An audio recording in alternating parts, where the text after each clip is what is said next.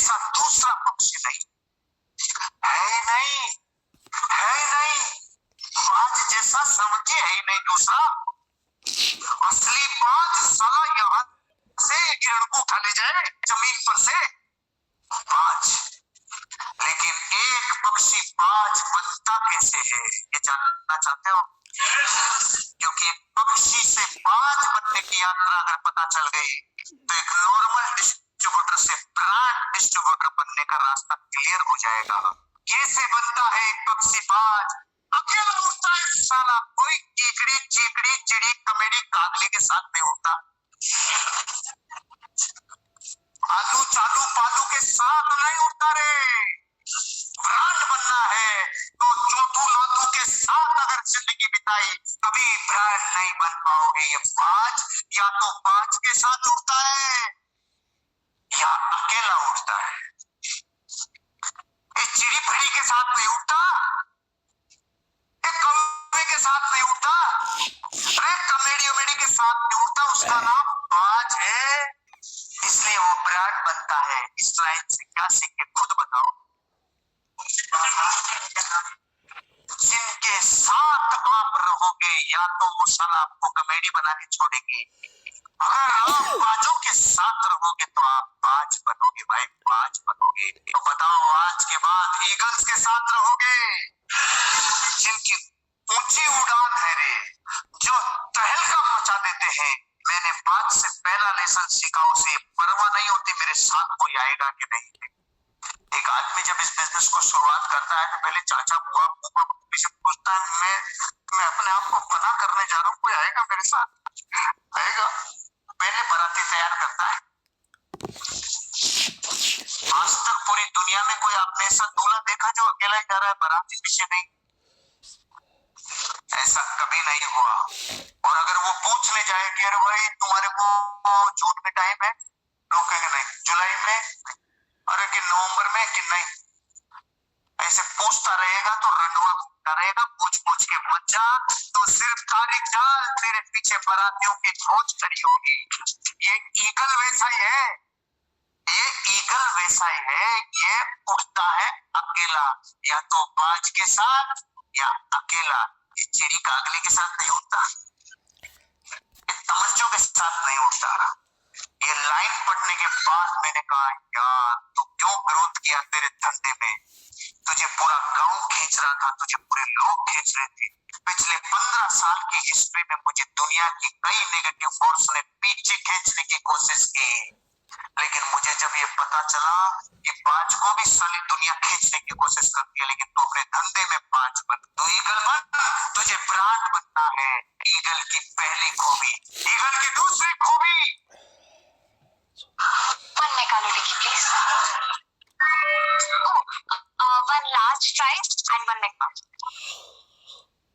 Eagle की दूसरी खूबी, आंधी तूफान आता है तो चिड़ी कागली कमेडी के थर्रा छूट जाती है। मर गए रे मर गए सालो। ऐसे आपके पास नेगेटिव प्रश्नों की बौछार आती है, अनफेवरेबल सिचुएशन आती है, तो हम भी चिड़ी कमेडी की तरह थर्रा जाते हैं। अब क्यों होगा सर, अब क्यों होगा? और सोफे वाले ने हिला दिया, अब उसने हिला। ओए चिड़ी, ओए कागली, आज के बाद अगर तेरी टांगे हिले, तेरी सोच हिले तो लेबल लगा ले, मैं चिड़ी है, मैं कागली है साला, मैं कमेडी है, ऐसा लेबल लगा लेना। और पूरी दुनिया अनफेवरेबल सिचुएशन में हो तो लिखना मैं बाज है, बाज। बाज में क्या होता है? जब आंधी तूफान आता है तो बाज के लिए सेमिनार होता है, मेगा इवेंट होता है उसके लिए, NWS होता है उसके लिए। वो जश्न मनाता है, आ गई मेरी खुराक, आ गया मजा। क्या समझे? बाज हमेशा आंधी तूफानों से खुश होता है। क्यों खुश होता है? बाज को मजा क्यों आता है? इसलिए मजा आता है कि बाज अपनी पावर, अपनी क्षमताओं को एक्सपेंड करने का मौका तभी मिलता है जब आंधी तूफान आते हैं। पूरी दुनिया आंधी तूफानों में घोंसले ढूंढती है और वो आंधी तूफान और बारिश से ऊपर जाने की कोशिश करता है, और वो कोशिश करके ऊपर से देखता है, वाह आंधी तूफान नीचे रह जाते हैं, बारिश नीचे रह जाती है, बाज ऊपर चला जाता है। बारे में इतना प्राणों से क्यों बता रहा हूं? मैं 15 साल से इस बिजनेस के एथिक्स में, कोड ऑफ कंडक्ट्स में, रूल्स और रेगुलेशंस में, सक्सेस के प्रिंसिपल में मैं बाज हूं भाई। और मैं जो काम खुद करता हूं,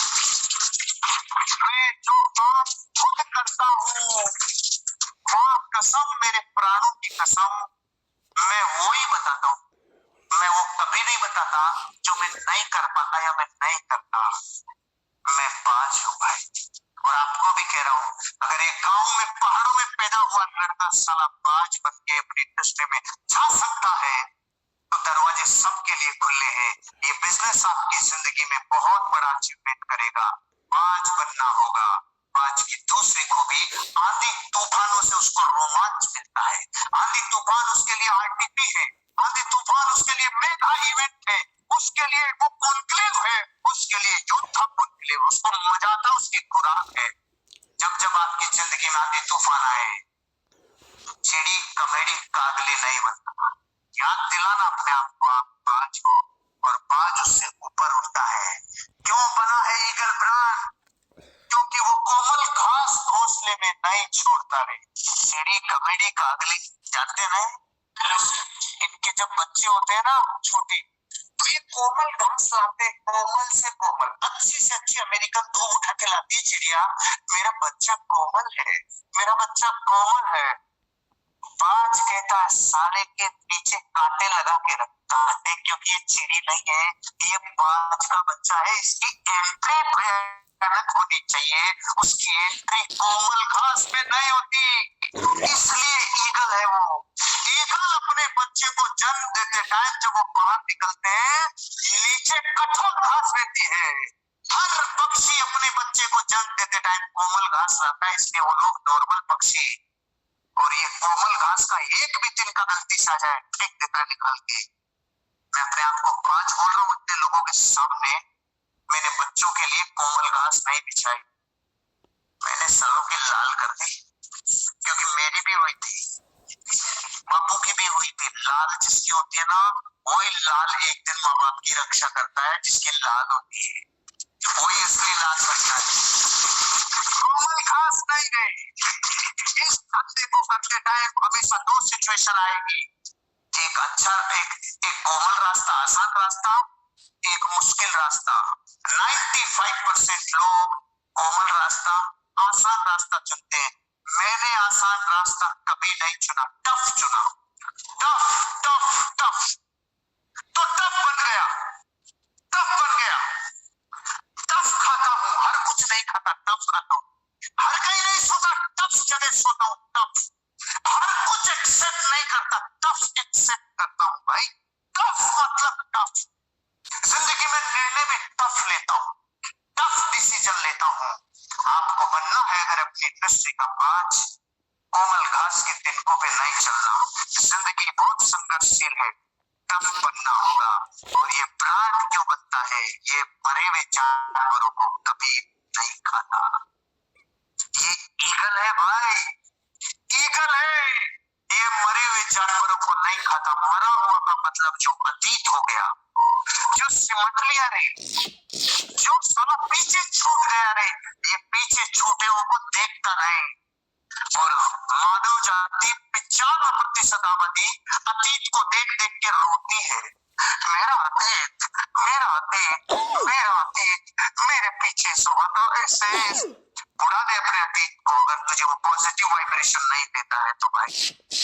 ये मरे हुए जानवर नहीं खाता, तब ईगल बनता है। जो लोग आपकी जिंदगी में अनफेवरेबल है, वो मर चुके हैं, वो आपकी लाइफ में कोई कंट्रीब्यूशन नहीं करेंगे। नेगेटिव वस्तु, नेगेटिव स्थान, नेगेटिव बुक, नेगेटिव कोई भी चीज जो दुनिया की आपको आपकी लाइफ में गोल की तरफ जाने से रोके, वो मरी हुई चीजें हैं। ईगल मरी हुई चीजें नहीं खाता। आपको भी जिंदगी में जो चीजें डेड है, जो रुग्ण है, जो जिंदगी में ग्रोथ नहीं करवाती, उसे अपनी जिंदगी से निकाल देना चाहिए। यहाँ तक आप मुट्ठी में कैंसर साला, इसको उड़ा दो नहीं तो पूरी को लेके जाएगा। ईगल मरी हुई चीजें नहीं खाता, इसलिए वो ईगल है भाई। दोस्तों 11 लाख रुपए 5 महीने अपने रुपए को काम पर लगा के, यस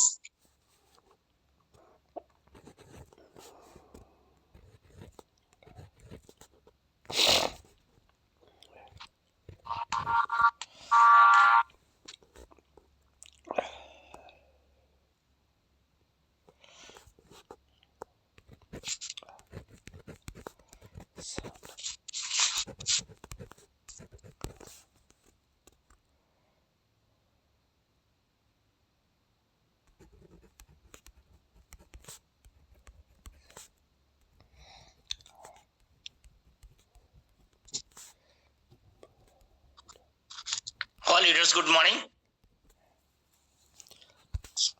गुड मॉर्निंग सर। आवाज आ रही है मेरी? Yes sir. Good morning sir. Good morning. Very good.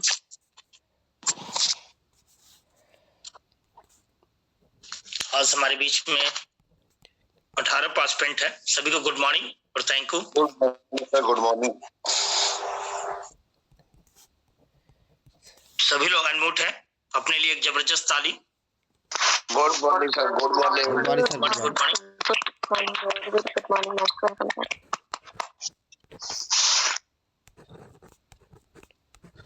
Morning sir. Good morning. Very good morning. Very good morning. Sunil sir good morning. Good morning sir ji. Good morning. Good morning sir. Good morning sir. कैसे? Good morning. Good morning. Good morning sir.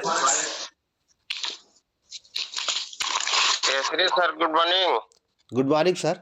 Suresh sir और Subhash sir. Sunil Lal sir good morning. Good morning sir ji. Good morning.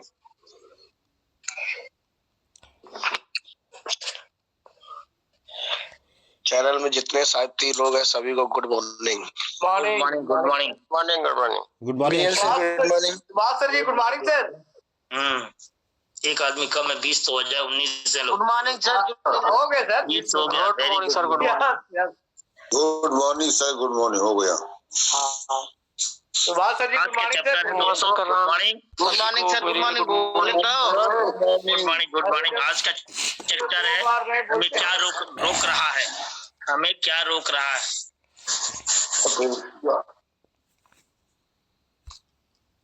आज का chapter है हमें क्या रोक रहा है।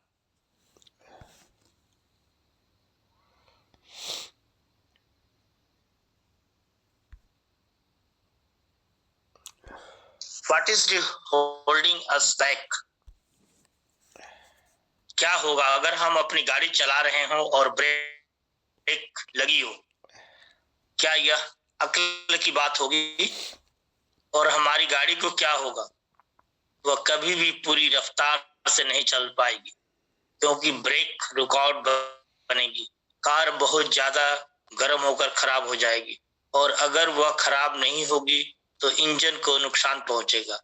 आपके सामने दो रास्ते हैं, या तो आप एक्सीलेटर को दबाकर नुकसान का जोखिम उठाएं या ब्रेक से पैर हटा ले और कार को तेज रफ्तार से चलने दें।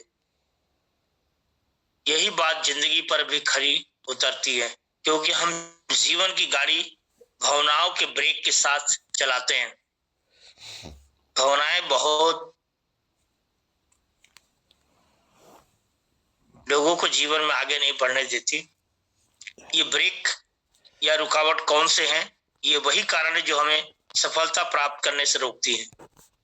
सही नजरिए, ऊंचे स्वाभिमान और जिम्मेदार बनकर हम अपनी भावनाओं के इन ब्रेकों से छुटकारा पा सकते हैं।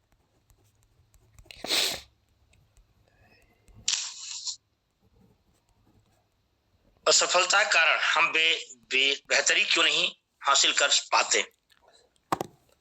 Reason for the failure, why we don't achieve excellent. जिंदगी एक 10 गियर वाली साइकिल की तरह है। हम में से ज्यादातर लोगों के पास ऐसे गियर हैं जिनका हम कभी इस्तेमाल नहीं करते। पहला नंबर है खतरे उठाने में झिझक, अनविलिंगनेस टू टेक रिस्क। कामयाबी में सोच समझकर उठाए गए और 90 तुले खतरे की शामिल हैं। खतरे उठाने का मतलब यह नहीं कि मूर्खतापूर्ण जुआ खेले और गैर जिम्मेदारी से पेश आए। लोग गैर जिम्मेदारी और उटपटांग कामों को करना ही भी खतरे उठाना मान बैठते हैं। उनके ये काम बुरे नतीजे लाते हैं और फिर वे किस्मत को दोष देते हैं। खतरे का मतलब अलग अलग इंसान के लिए अलग अलग हो सकता है और ट्रेनिंग का नतीजा भी हो सकता है।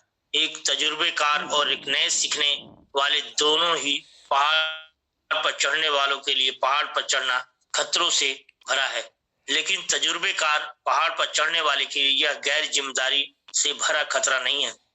जिम्मेदारी भरा खतरा उठाना ज्ञान, ट्रेनिंग, ध्यान पूर्वक अध्ययन, आत्मविश्वास और काबिलियत पर निर्भर करता है। जो इंसान को डर का सामना करने की हिम्मत देते हैं, जो व्यक्ति कभी कोई काम नहीं करता, वह कोई गलती भी नहीं करता, हालांकि वह ये नहीं समझ पाता कि कुछ न करना ही उसकी सबसे बड़ी गलती है।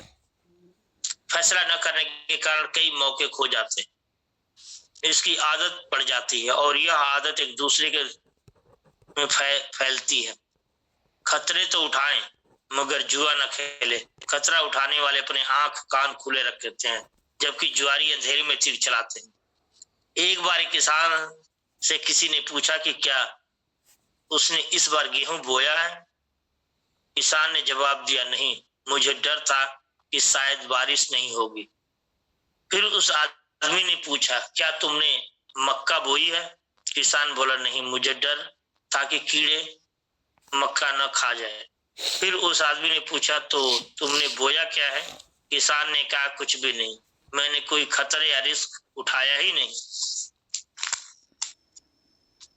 रिस्क हंसने में बेवकूफ समझने जाने का डर है। हंसने में बेवकूफ समझे जाने का डर है। रोने में जबजाती समय समझे जाने का डर है। लोगों से मिलने में नाते जुड़ जाने का डर है। अपनी भावनाएं प्रकट करने में, मन की सच्ची बात खुल जाने का डर। अपने विचार, अपने सपने को कहने में उनके चुरा लिए जाने का डर है।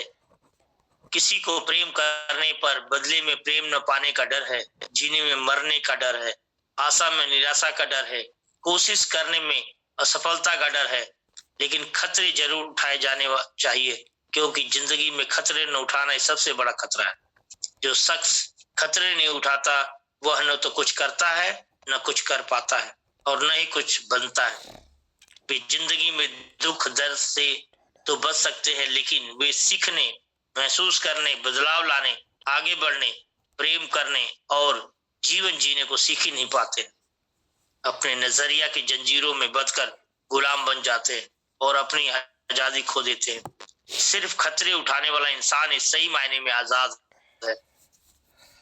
दूसरा नंबर है लगातार कोशिश की कमी, लैक ऑफ परसिस्टेंस। जब मुश्किलों पर काबू पाना नामुमकिन लगने लगता है तो भागना सबसे आसान तरीका नजर आता है। यह बात हर परिवार, नौकरी और रिश्तेदारों पर लागू होती है। विजेता चोट भले ही खा जाए, लेकिन मैदान नहीं छोड़ते।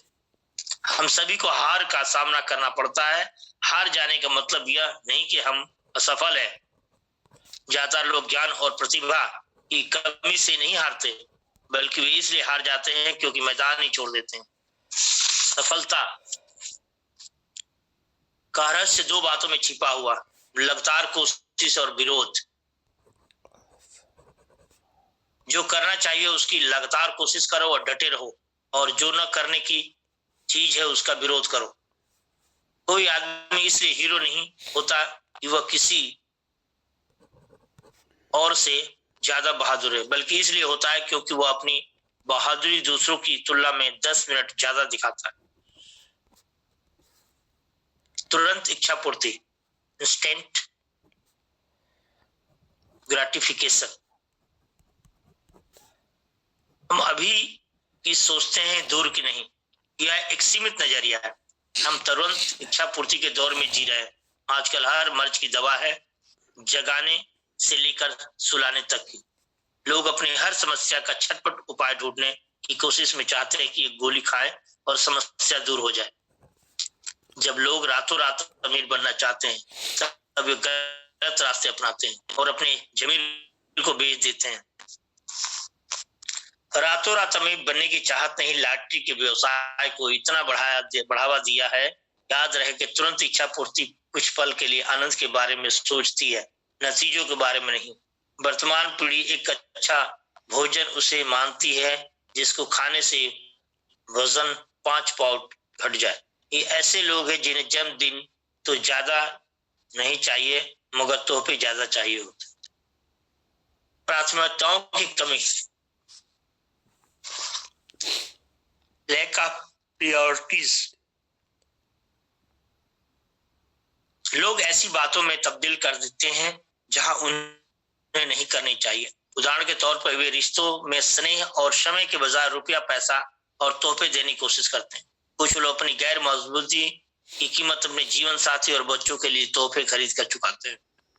जब हमारी प्रतिमात्मक सही नहीं होती तो हम समय की बर्बादी करते हैं और यह महसूस भी नहीं करते कि समय की बर्बादी जीवन की बर्बादी है। प्राथमिकताओं को तय करने में हमें अनुशासन की जरूरत पड़ती है, जिससे हम वह करें जो जरूरी है, बजाय इसके कि जो हम करना चाहते हैं या जो हमें अच्छा लगता है। हम किसी काम को दिल से करने के बजाय उसकी हार जीत को ज्यादा वजन देते हैं। आप हार और मुश्किलों में कैसे निपटते हैं? इस सवाल का जवाब आपके चरित्र के बारे में बहुत कुछ बताता है। सफलता की सरहद को खोलने की एक चाबी है सूझबूझ। कुछ लोग ज्यादा ध्यान पैसा, सत्ता, धन, दौलत और नाक तक ही सीमित है। हमें अपनी प्राथमिकताएं समझनी होगी। सफलता के नियम पढ़ने या रटने से सफलता नहीं मिलती, बल्कि यह उन्हें समझने और अमल में लाने मिलती है। शॉर्टकट्स की तलाश, लुकिंग फॉर शॉर्टकट्स। मुफ्त कुछ नहीं मिलता, नो फ्री लंच। एक ऐसे राजा की कहानी है जिसने अपने सलाहकारों को बुलाया और कहा कि वे सदियों के ज्ञान की बातें इकट्ठा करके लिखें ताकि उसे आने वाली पीढ़ियों को दे सके। कॉपी करने के बाद उन्होंने सलाहकारों ने बुद्धिमत्ता पर कई ग्रंथ लिख डाले और राजा के सामने पेश किया।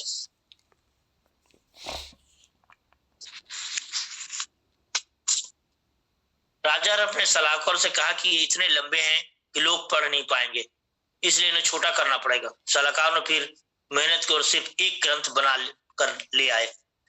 राजा ने फिर वही बात दोहराई, फिर वापस गया और उसे एक पाठ में लेकर आए। राजा इससे भी संतुष्ट न हुआ और उसे बोला, छोटा बनाने को कहा। अब सलाहकार ने फिर मेहनत की और एक पन्ने में लिख कर लाए, लेकिन राजा अब भी संतुष्ट नहीं था। राजा तब तक संतुष्ट नहीं हुआ जब तक वे सिर्फ एक वाक्य नहीं बनाकर लाए, और वाक्य था, दुनिया में कोई भी चीज मुफ्त में नहीं मिलती।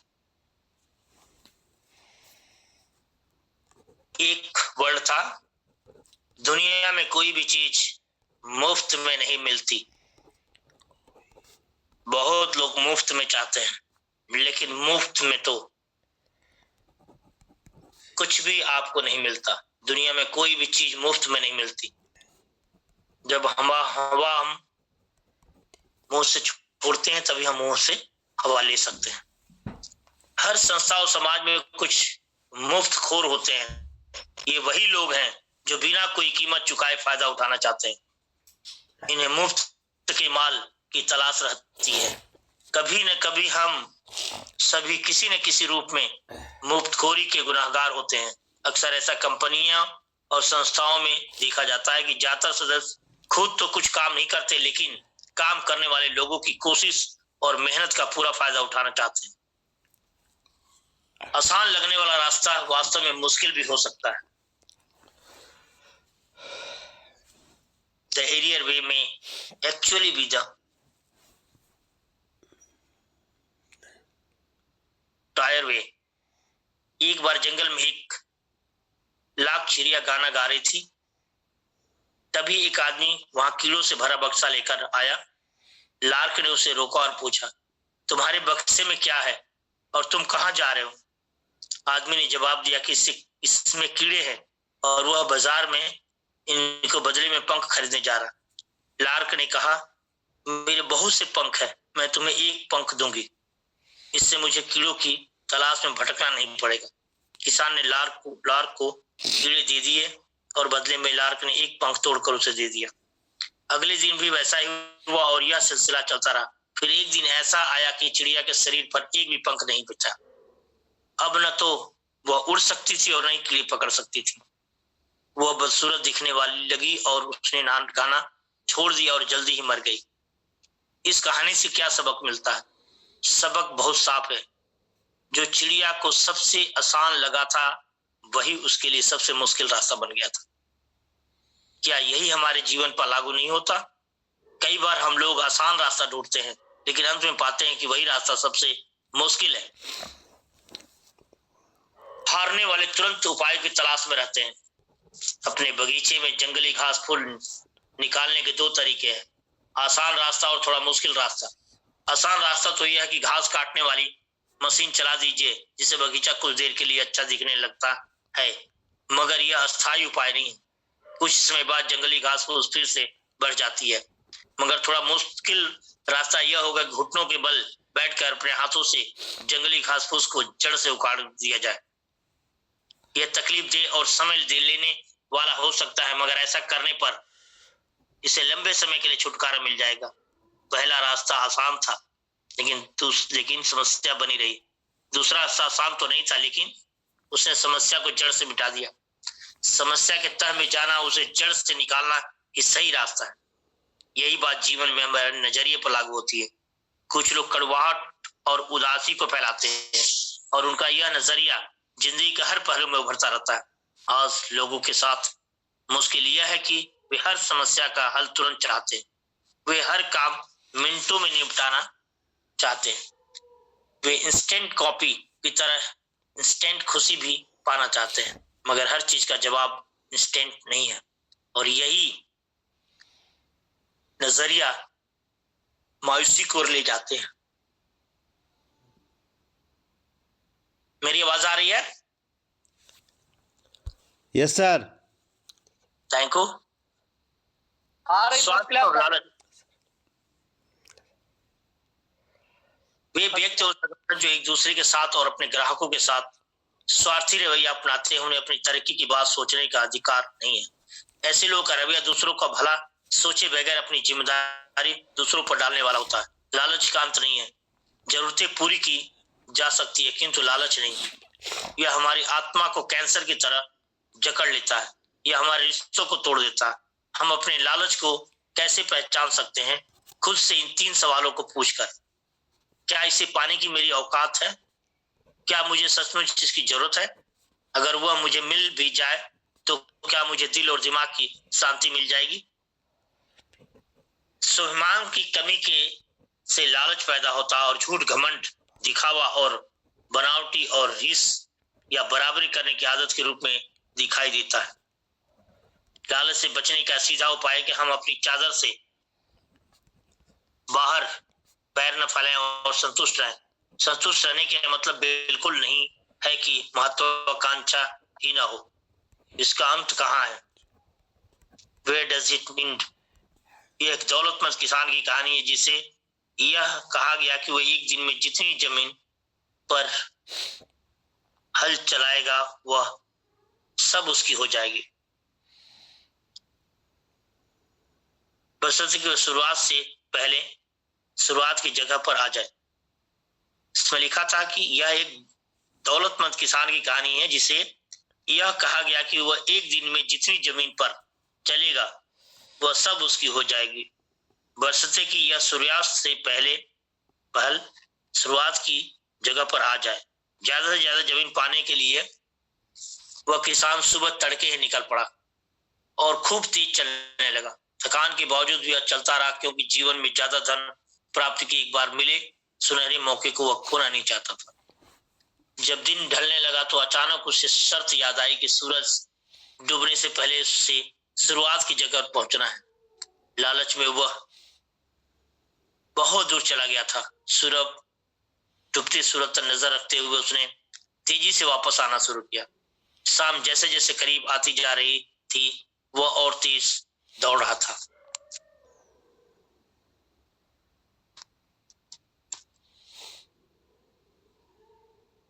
वह थक कर चूर हो चुका था और सांस उखड़ रही थी, लेकिन वह जबरदस्ती आगे बढ़ता रहा।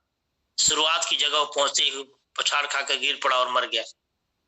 सूरज डूबने से पहले वो आपस से जरूर आ गया था और पूरी जमीन भी उसकी हो गई थी, लेकिन उसे दफनाया गया और इसके लिए जितनी जमीन की जरूरत पड़ी वो एक छोटा सा टुकड़ा था।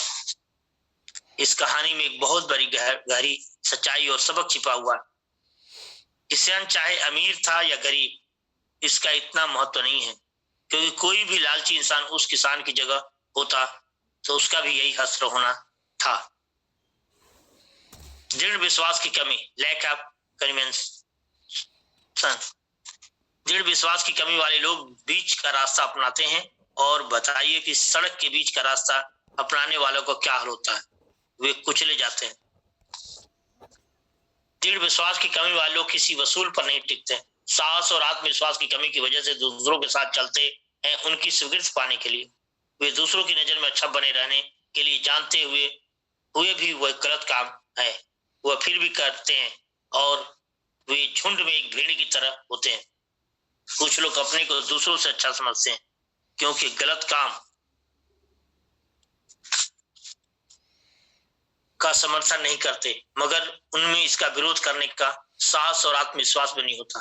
वे यह नहीं समझ पाते कि विरोध नहीं करके वास्तव में उसका समर्थन करते और बढ़ावा देते हैं।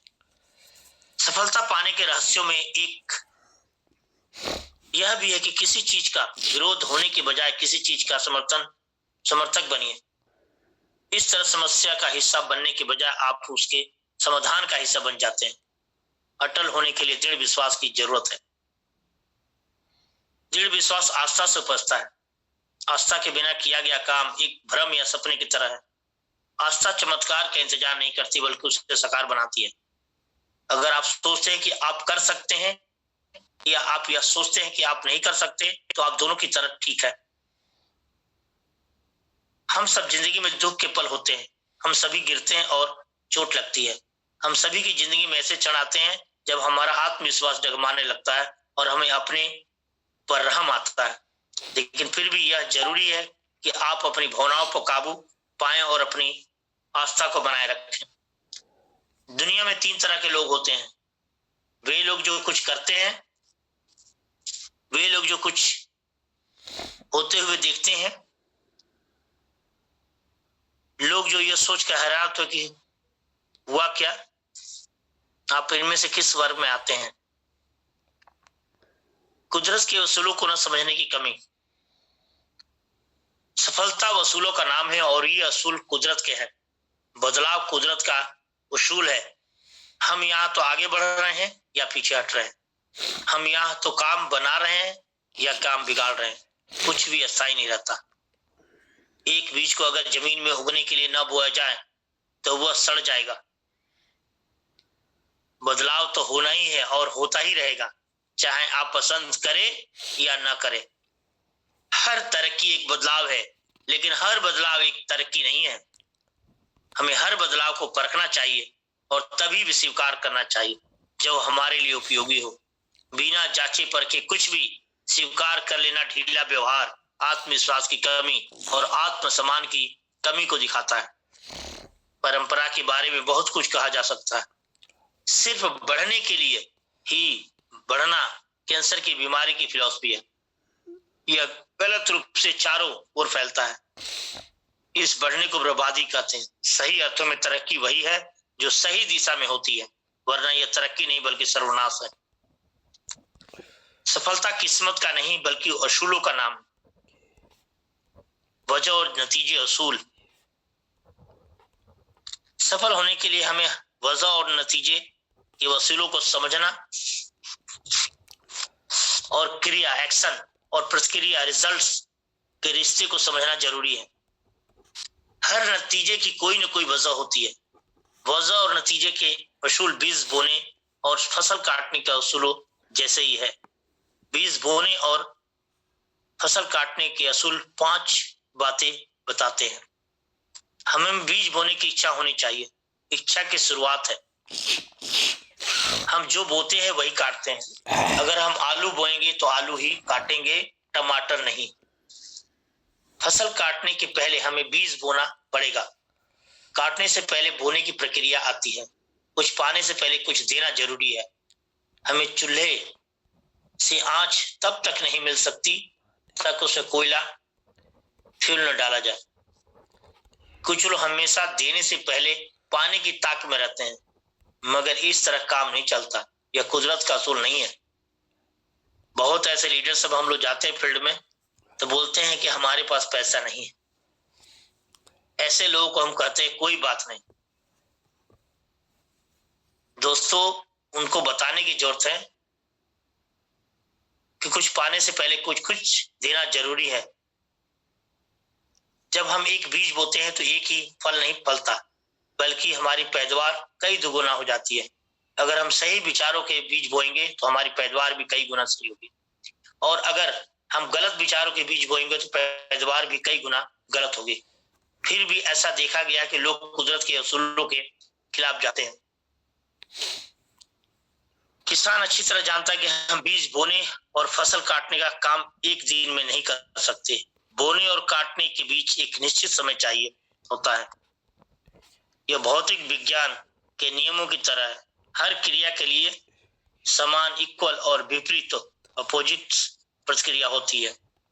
ज्यादा समय लोग नतीजे को बदलने की कोशिश में ही लगे रहते हैं, जबकि उस नतीजे की वजह जो कि तू ही बनी रहती है। या तो हम सही विचार अपने दिमाग को लगा कर देते हैं, नहीं तो गलत विचार अपने आप खाली दिमाग को भर लेते हैं।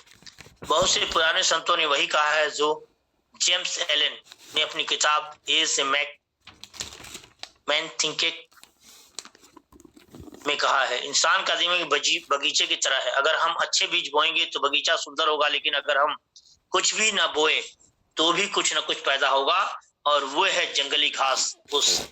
यही कुदरत का असूल है। यही बात हमारी जिंदगी में भी खरी उतरती है। मैं इसे स्पष्ट करने के लिए एक बात और जोड़ना चाहता हूँ। अगर अच्छे पौधे के बीज भी बोए तो भी जंगली घास फूस उग ही जाएंगे।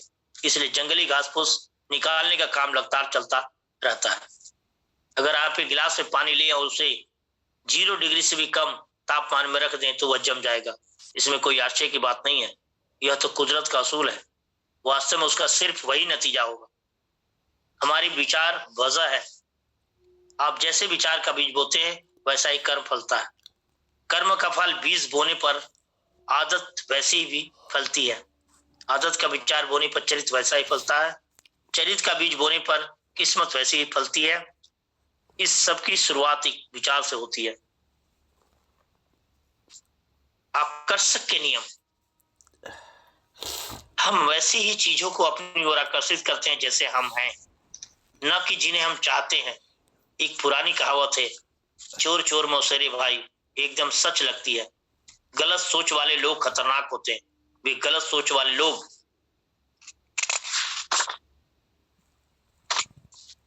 को अपनी ओर आकर्षित करते हैं और गलत व्यवहार करते हैं और हमेशा बुरे की कामना करते हैं, और इसके लिए कभी मायूसी भी नहीं होते। क्या आपने कभी इस बात पर ध्यान दिया है कि मेलजोल के किसी अवसर पर सफल लोग दूसरे सफल लोगों को किस तरह आकर्षित करते हैं? असफल लोग दूसरे असफल लोगों को आकर्षित करते हैं, जो साथ मिलकर रोना रोते हैं और शिकायतें करते हैं। हमारे दोस्त भी हमारे जैसे होते हैं, न कि वैसे जैसे हम चाहते हैं। योजना बनाने और तारीफ करने की अनिच्छा। जीतने की इच्छा सभी में होती है, मगर जीतने के लिए तैयारी करने की इच्छा बहुत कम लोगों में होती है। हमारे काफी लीडर्स थे, लेकिन इस समय 34 लीडर्स हैं जो जीतने के लिए आज सुबह उठ के आप लोग आए हैं। तो दुख की बात यह है, लेकिन सच यह है कि ज्यादा लोग पार्टी और छुट्टियों में प्लानिंग से ज्यादा समय लगाते हैं बजाय अपनी जिंदगी की प्लानिंग के। अभी भी हमारे लीडर शादियों में बहुत ज्यादा समय लगाते हैं। तैयारी करने में आत्मविश्वास पैदा होता है, जो प्लानिंग या प्रैक्टिस के अलावा कुछ भी नहीं है। विजेता खुद पर दबाव बनाए रखते हैं, और यह दबाव कड़ी मेहनत और तैयारी का होता है, न कि उसकी जीतने के लिए चिंता करने का। अगर हमारी प्रैक्टिस में कमी है तो हमारे खेल में कमी है, क्योंकि जैसी हमारी प्रैक्टिस होगी वैसा ही हम खेलते हैं। सफलता और असफलता के बीच वही अंतर है जो बिल्कुल सही और लगभग सही में है। शारीरिक और मानसिक रूप से एक पूरी तैयारी त्याग और आत्म अनुशासन का ही नतीजा है। आप बनना तो आसान है, मगर सबसे अच्छा बनना मुश्किल है। इसमें कोई ताज्जुब नहीं कि आम लोग आसान रास्ता चुनते हैं। किसी भी क्षेत्र में सफलता प्राप्त करने के लिए पूरी तैयारी करना सबसे जरूरी बात है। उद्देश्य, सिद्धांत, योजना, अभ्यास, लगातार प्रयास, धैर्य, गर्व, पूरी तैयारी। तैयारी से आत्मविश्वास बढ़ता है। तैयारी का मतलब है हार को सह लेना लेकिन हार न मानना। तैयारी का मतलब है हार को सह लेना लेकिन हार न मानना। इसका मतलब है बगैर हार माने हार का सामना करने का हौसला करना, अर्थात मन के हारे हार है, मन की जीते जीत। मासूम मायूस तो हो जाना लेकिन हौसला नहीं खोना। तैयारी का मतलब है कि अपनी गलतियों से सीख लेना। भूल करना गलत नहीं है, भूल हम सभी करते हैं। बेवकूफ तो वह है जो एक ही गलती को दोबारा करता है। एक व्यक्ति जो गलती तो करता है लेकिन उसमें सुधार न करके वो उससे भी बड़ी भूल करता है। किसी भूल से निपटने का सबसे अच्छा तरीका है जल्दी ही गलती मान लो। इस तरह इन बहानों का अंत नहीं है। हिंदुस्तान में बंदरों को कैसे पकड़ा जाता है? बंदर पकड़ने वाले एक बक्से का इस्तेमाल करते हैं और उसमें बस इतना खुला होता है कि बंदर का उसमें हाथ भर जा सके। बक्से में मूंगफली भरी होती है, बंदर मूंगफली हाथ में भर लेता है और इस प्रकार उसका हाथ मुट्ठी बन जाता है। बंदर अपने हाथ को निकालने की कोशिश करता है लेकिन खुला भाग खाली हाथ डालने के लायक तो होता है मगर बंद मुट्ठी बाहर निकलने लायक नहीं होती। अब यह बंदर का फैसला है कि या तो वह मूंगफली का लालच छोड़ दे और आजाद हो जाए या मूंगफली के लालच में मुट्ठी बांधे रखे और पकड़ा जाए। सोचिए वह हर बार क्या चुनता है। आपने ठीक अंदाजा लगा, वो मूंगफली के लालच में मुट्ठी नहीं खोलता और पकड़ा जाता है। हम लोग इन बंदरों से अलग नहीं हैं। हम सभी किसी न किसी लालच में अटक जाते हैं और हमें जिंदगी में आगे बढ़ने से रोक लेता है। हम हमेशा बहानेबाजी करते रहते हैं, मैं यह नहीं कर सकता क्योंकि, और जो इस क्योंकि बाद आता है वह मूंगफलियों की तरह ही होता है जो हमें कुछ करने से रोकती है। सफल लोग बहानेबाजी नहीं करते। दो बातें जो यह बताती है कि कोई कामयाब होगा कि नहीं, वे ये है कारण और परिणाम। कारणों की गिनती नहीं होती, सिर्फ परिणामों की होती है। आपकी क्या समस्याएं हैं, एक कारण है। परिणाम जो आपको लेना है। कारणों की गिनती नहीं होती, सिर्फ परिणाम की होती है। जिंदगी में नाकामयाबी के लिए एक अच्छी सलाह है, न सोचो, न पूछो और न सुनो, सिर्फ बहानेबाजी करो। अगर आपको असफल होना है तो एक सलाह है कि न सोचो, न पूछो, न सुनो, सिर्फ बहानेबाजी करो। पिछली गलतियों से नहीं सीखना। जो लोग इतिहास से सबक नहीं सीखते उनकी बर्बादी निश्चित है। असफलता में बहुत कुछ सिखा सकती है अगर हमारा नजरिया ठीक हो तो। असफलता रास्ते की रुकावट है लेकिन अंत नहीं। यह देर हो सकती है मगर हार नहीं। हम अपनी गलतियों को अनुभव का नाम देते हैं। कुछ लोग जीते हैं और सीखते हैं और कुछ सिर्फ जीते हैं और कभी नहीं सीखते। समझदार लोग अपनी गलतियों से सीखते हैं लेकिन बुद्धिमान लोग दूसरों गलतियों से भी सीखते हैं। हमारी जिंदगी इतनी लंबी नहीं है कि हम सिर्फ अपनी गलतियों से सीखें। अवसरों को पहचानने में अयोग्यता अवसर बाधाओं के रूप में आते हैं। यही वजह है कि बहुत से लोग उन्हें पहचान नहीं पाते। याद रखें, बाधा जितनी बड़ी होगी अवसर उतना ही बड़ा होगा।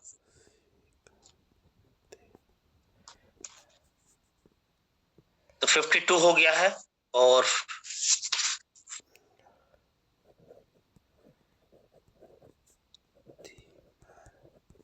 एक पेज और लेते हैं।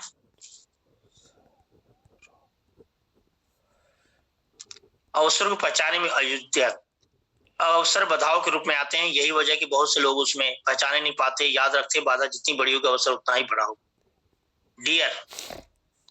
फियर डर काल्पनिक भी हो सकता है और वास्तविक भी। इसकी वजह से लोग अजीबोगरीब हरकतें करते हैं और यह खासकर समझदारी की कमी के कारण होता है। डर में जीना जज्बाती जेल में रहने की तरह है। डर से असुरक्षितता, आत्मविश्वास की कमी और टाल मटोल की सोच पैदा होती है। डर हमारी क्षमता और योग्यता दोनों ही को बर्बाद करता है। हम सीधा सोच भी नहीं सकते। यह हमारे रिश्तों और सेहत को ही बर्बाद कर देता है। कुछ जाने पहचाने डर इस प्रकार है: असफलता का डर, अनजानी चीज का डर, तैयार न होने का डर, गलत फैसला लेने का डर, अविष्कार किए जाने का डर। कुछ डर बतलाए जा सकते हैं, कुछ सिर्फ महसूस किए जा सकते हैं। डर बेचैनी को जन्म देता है, फिर इससे उल्टी सीधी सोच पैदा होती है और वास्तव में हमारी समस्या के हल को तहस नहस कर देती है। आमतौर पर डर के जवाब में लगता है भाग जाना पसंद करते हैं। सामना न करना हमारे सुविधाजनक तो लगता है, पर और थोड़ी देर के लिए डर के अवसर को भी कम करता है, लेकिन डर का कारण जो का त्यों बना रहता है। काल्पनिक डर समस्याओं का आकार कई गुना बढ़ा देता है। डर बेकाबू होकर खुशी और रिश्तों को तोड़ सकता है। असफल होने का डर कई बार असफलता भी ज्यादा बुरा हो सकता है। असफलता किसी के साथ होने वाली सबसे बुरी घटना नहीं है। जो लोग कोशिश करते हैं वे कुछ करने से पहले ही असफल हो जाते हैं।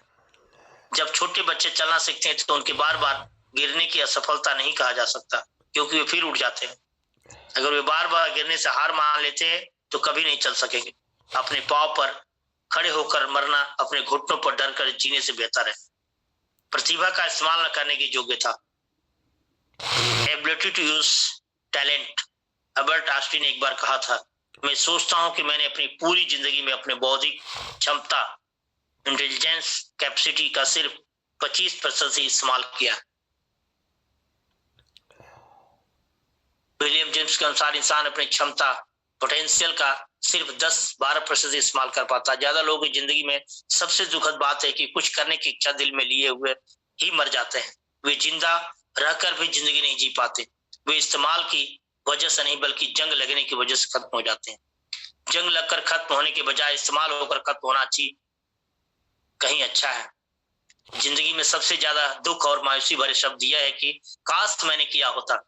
खाली बैठने और इंतजार करने में बहुत फर्क है।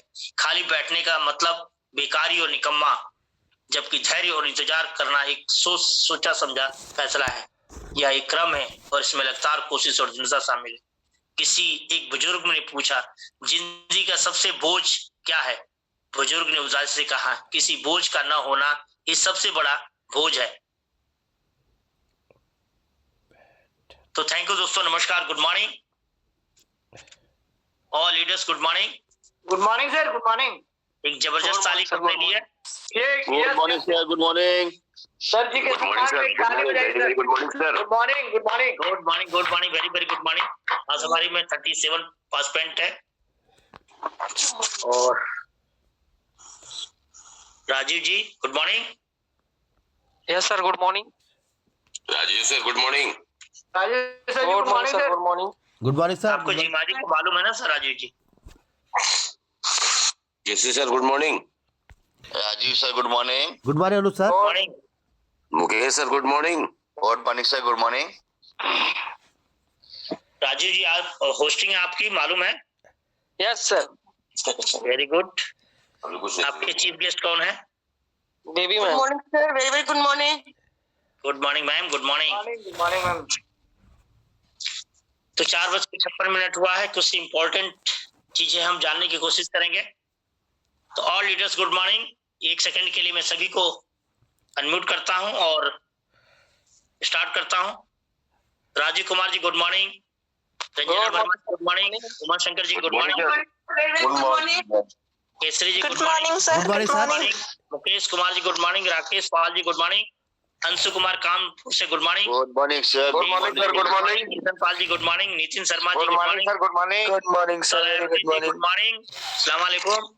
सुशील Prajapati good morning, good morning sir, good morning. Morning. HST good morning, Pooja ji good morning, Alka ji good morning, Bakilal ji good morning, हमारे great mentor Gopal Vashishth sir good morning,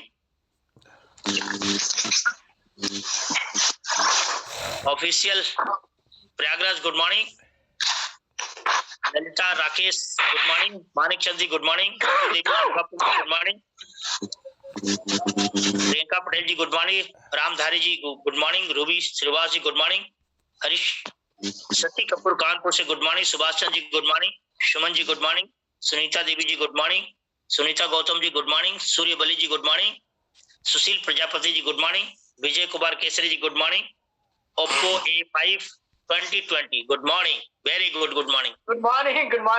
50% हमारे बीच में हो गए हैं बहुत जबरदस्त तरीके से डेडिकेटेड के साथ।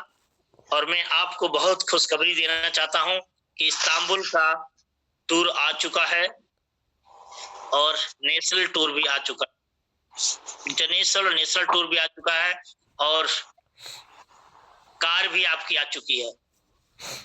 Yes sir. ये सारी चीजें कंपनी ने इस साल में आपको दिया है कि इस साल में जिनको भी कार लेना है वो कार ले सकते हैं, जिनको भी इंटरनेशनल टूर जाना है टूर भी आपको मिल रहा है, आपको नेशनल टूर भी मिल रहा है, और एक ऑफर भी आपको कंपनी ने दिया है कि अपने रैंक को बढ़ाने के लिए आप 15,000 में आपको 20,000 का प्रोडक्ट दे रही है। तो बहुत जबरदस्त तरीके से पूरे साल का पूरा कंपनी ने दे दिया आपको टारगेट। आप क्या लेना चाहते हैं, टूर जाना चाहते हैं कि कार लेना या पैसा लेना चाहते हैं, या छोटा मोटा आप नेशनल टूर लेना चाहते हैं इंडिया में। अगर जो बाहर जाना चाहते हैं उसका क्राइटेरिया आप देख सकते हैं पूरा, और उसका सेशन भी अभी करवाया जाएगा, स्पेशल सेशन उसका दिया जाएगा, और ग्रुप में मैंने डाल भी दिया है, आप लोग देख सकते हैं अच्छी तरह से। जो आपके लायक ले है, कुछ न कुछ अचीव आपको करना है दोस्त, कुछ न कुछ आपको अचीव करना है इसमें। आप कितने आपकी कैपेसिटी है उसकी कैपेसिटी से आपको लेना है जबरदस्त तरीके से। तो बहुत जबरदस्त तरीके से संस्था ने हमारे आप को आगे बढ़ाने के लिए कितना कोशिश करते हैं वो आपके ऊपर, कितनी दौड़ लगाते हैं वो आपके ऊपर डिपेंड करते हैं। आप अगर लेना चाहते हैं तो आपके लिए खुला चैलेंज है, आप उसको प्राप्त कर सकते हैं। अपने अपलाइन के साथ बैठ के पूरी प्लानिंग कर सकते हैं कि क्या आपको लेना है, लेकिन अपनी क्षमता से ज्यादा आप ले नहीं सकते। जितनी क्षमता बढ़ाएंगे उतनी चीजें आप ले पाएंगे। तो उसके लिए आपको कई तरह की क्षमताएं हैं, आपको सीखना पड़ेगा, आपको चलना पड़ेगा, आपको घर से निकलना पड़ेगा और अचीवमेंट करना पड़ेगा आपको। इतना आसान भी नहीं है और इतना कठिन भी नहीं है, दोनों चीजें आपके परिस्थितियों के अनुसार आपको ये लेके जाएंगी। तो सभी लीडर्स को गुड मॉर्निंग, थैंक यू, क्योंकि 5:01 हो गया तो मैं good morning sir, good morning सभी लोगों को गुड मॉर्निंग करते हुए मैं माइक को ऑफ करता हूं और एक जबरदस्त तालियों के साथ अपने होस्ट राजीव जी को हम लोग पैनल देते हैं। सभी लोग तालियों के साथ welcome sir, good morning. Welcome sir, good morning Rajiv ji, please take. Welcome sir, good morning sir, good morning. Thank you sir, thank you, thank you sir, आपने मुझे इनवाइट किया। और so good morning all leaders, good morning सभी साथियों को मैं good morning and welcome करता हूं इस जूम वेबिनार पैनल में और मॉर्निंग सेशन में। आप सभी को बहुत बहुत धन्यवाद। और आप सभी लोग बहुत ही अपना कीमती समय सुबह का देते हैं और इस पैनल की शोभा बढ़ाते हैं, और इस ST ग्रुप का मान आप ही लोगों से बढ़ता है और आपका मान बढ़ता है और आपके सपने भी पूरे होते हैं इसी चैनल के माध्यम से। सो गुड मॉर्निंग अगेन। और जैसा कि मैं आज आपका होस्ट, आपका दोस्त राजीव कुमार अपना परिचय देना चाहता हूँ। Myself Rajiv Kumar from Prayagraj ST group से हूँ और मैं एक अंतर्राष्ट्रीय स्वास्थ्य सलाहकार के रूप में कार्यरत हूँ, जिसमें हम विभिन्न प्रकार की बीमारियों से लोगों को बचने के लिए अवेयर करते हैं। और जैसा कि सुबह का सेशन होता है हम सभी लीडर साथियों के लिए सीखने और सिखाने का, तो आज एक बहुत ही डायनेमिक सेशन होने वाला है। और आज जो हमारी चीफ गेस्ट है मिसेस बेबी मैम है, जो कि आप सभी लोगों को एक बहुत ही जरूरी इंफॉर्मेशन देंगी और प्रोडक्ट के बारे में प्रोडक्ट ट्रेनिंग आपको मिलने वाला है उनके माध्यम से। तो मैं उनके बारे में कुछ बताना चाहता हूं कि वो एक बहुत डायनेमिक पर्सनालिटी हैं, बहुत डेडिकेशन के साथ इस सिस्टम को कर रही हैं पिछले कुछ सालों से। और देखते देखते कुछ साल बीत गए, लेकिन पता नहीं चला। और बहुत से लोग थक कर हार जाते हैं कि अरे इतने दिन हो गया, मैं सक्सेस नहीं हो पाई, या हमारे पास घर नहीं है, बंगला नहीं है, क्या नहीं है। तो ऐसा कुछ नहीं है। अगर हमारा लक्ष्य क्लियर है, हमें कहाँ मंजिल है, कहाँ जाना है, ये हमारा फोकस है, तो हम वहां तक बिना पहुंचे थकते नहीं, रुकते नहीं है। तो उनमें से वो भी एक मैम, जो बेबी मैम है, एक मिसाल है महिलाओं के लिए। और आज जितनी भी महिलाएं इस पैनल में बनी हुई हैं या जो नहीं भी हैं, हम जितनी भी महिलाओं को जानते हैं, तो ये महिलाओं के लिए एक प्रेरणा है और इंस्पिरेशनल हीरोइन है। क्योंकि वो हर महिला एक गृहिणी के रूप में काम करती है, और जब वो एक गृहिणी होती है तो उसके आगे वो सोच ही नहीं सकती कि मैं कुछ और कर सकती हूँ। लेकिन उन्होंने अपना सोच बदला, और सोच बदलने के साथ साथ इस सिस्टम को पिछले कुछ सालों से सीख रही हैं, कर रही हैं। तो मैं इनके बारे में भी और आगे बताऊंगा। तो मैं ऑल लीडर्स से मैं गुजारिश करता हूँ कि आप सभी लोग अपने जितने भी कनीज हैं, दोस्त यार, रिश्तेदार, और या जो कुछ नए पर्सन है जिनको आपने ज्वाइन कराया है अभी कुछ ही दिनों में, तो आप सभी लोग जबरदस्त तरीके से उनको फोन करिए, उनको उठाइए कि आप अगर इस सेशन को सुनेंगे, एक डायनेमिक लेडी जो कि बहुत ही डायनेमिक तरीके से सिस्टम को कर रही हैं, उनके माध्यम से आपको सुनने को मिलेगा कि कुछ ऐसी जानकारी होती है अपने सिस्टम के बारे में, प्रोडक्ट के बारे में, अगर वो सुन लेंगी तो उनके अंदर भी एक आग पैदा होगी, और वो आपके साथ काम करने के लिए उत्साहित होंगे। आपके सपने पूरे करने में उनका भी बहुत बड़ा योगदान रहेगा। तो क्योंकि हर व्यक्ति के पास सपने होते हैं, लेकिन वो उस सपने को पाने के लिए प्रेरित नहीं होते, या उनमें अंदर आग नहीं होती है, आग कोई और ही लगाता है। हर व्यक्ति के अंदर एक बारूद सीने में दफन होता है, लेकिन उस बारूद को पहले खोदना पड़ता है। जैसे हम बम पटाखे में बत्ती में या नहीं जलती है तो उसको हम घिसते हैं और आग लगाते हैं, तब जाके वो चिंगारी से आग बनती है और ब्लास्ट होता है। तो हम सभी लोगों के सीने में कुछ ना कुछ सपने छुपे होते हैं, लेकिन वो आग नहीं पकड़ पाता। आग पकड़ने के लिए किसी और को माचिस लगानी पड़ती है। तो जो आज आपको सेशन मिलेगा, उसी के माध्यम से आपको सीने में आग लगेगी।